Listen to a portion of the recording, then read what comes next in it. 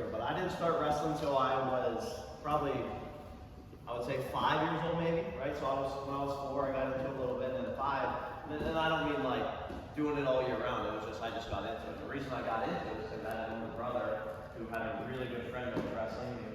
He was pretty good. He was a freshman state place winner in Tyrone, and but when I saw my older brother get into it when I was little, I had a lot of energy. I was one of those high energy little guys that didn't necessarily get in trouble a lot, but needed something to get that energy out. And wrestling is such a really good sport to get some really good energy and some, could be aggression, it could be some meanness in you, because everyone has a little mean bone in them.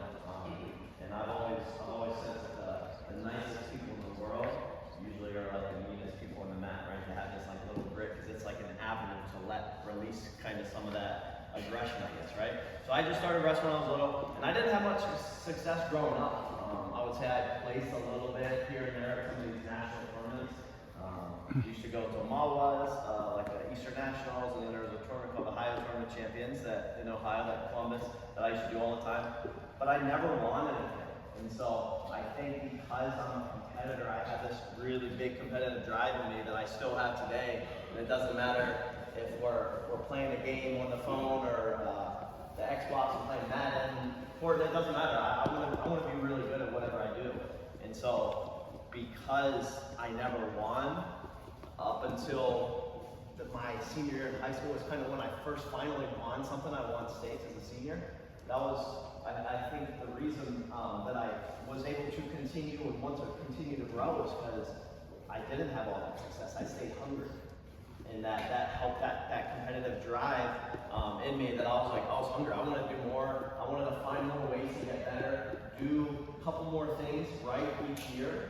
And again, because when we start to do the right things, it doesn't guarantee that you're going to have success. It just increases your chances, right? And as you start to increase your chances and start adding more things on correctly that you're doing, you kind of add this kind of process about your lifestyle that is going to help relate to things later in life, right? So if you kind of grow up in wrestling and you kind of take all the shortcuts, take all the cheap routes out of whether it's cutting weight, right? Using saunas and plastic suits, like that's the easy way, right? It's not the right way. And if you kind of spend your whole career doing the wrong way, when you get into the business, like working, you're probably going to take those same cheap ways, and you're probably not going to have much success, right? You're not doing the right. You're not typically doing those right things.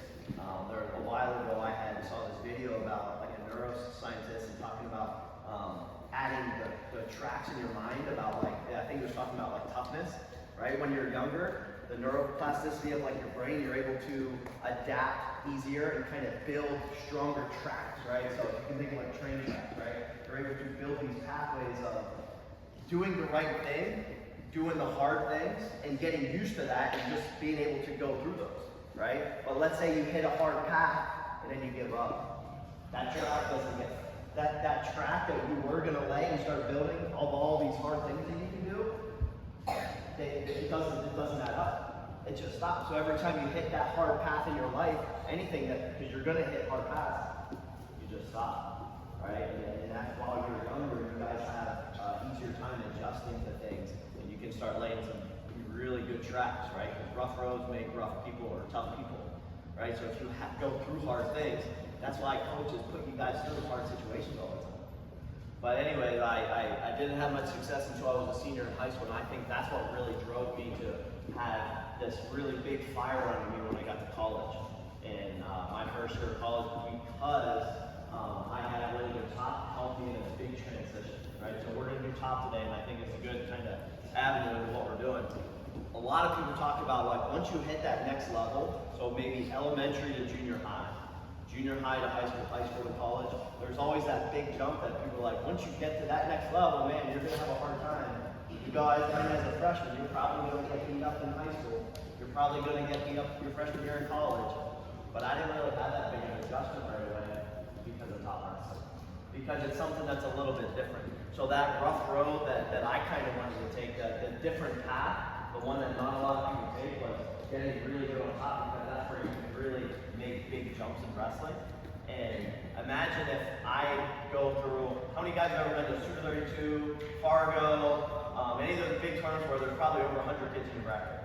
Raise your hand if you've been to something like that, right? You're probably wrestling 5, 6 matches in a single day at least, if you're winning or continue going. Like that's a lot, okay? Well, let's say you wrestle 5 or 6 matches where you're walking in and you're going in overtime, so possibly 6 or 7 minute matches, and you wrestle 7 of those. Let's imagine the first 3 or 4, I'm coming in, I get a pin in 30 seconds, I'm back off the mat. It's gonna be a lot easier for my life than yours, right? Because I'm getting in and out, I'm not getting hurt as much, I'm staying in control a lot more, right? So I'm not getting hurt, I'm not spending as much energy, and I think life just gets a lot easier if you get to the top. So that's why I would highly suggest you guys spend some time to be good there, because not a lot of people focus on that area. And I'm glad you guys are able to come in and have that, obviously, willingness to want to be good on top. So once I had made that transition to college, I was getting pins and tacks and all that stuff. I might have gotten up on my feet a little bit when I was young, but as soon as it was my turn to go like this, or this, or this, I gave this a lot and I was able to get there and do some damage. So that's why I think you guys, it's good to become good, right? We talked about making those hard tracks, right? Start lining those tracks about being good in different ways. This is a good way that you guys can start laying tracks and maybe over top, right? Now you guys have a 4-point turns, right? So I appreciate you guys being ready to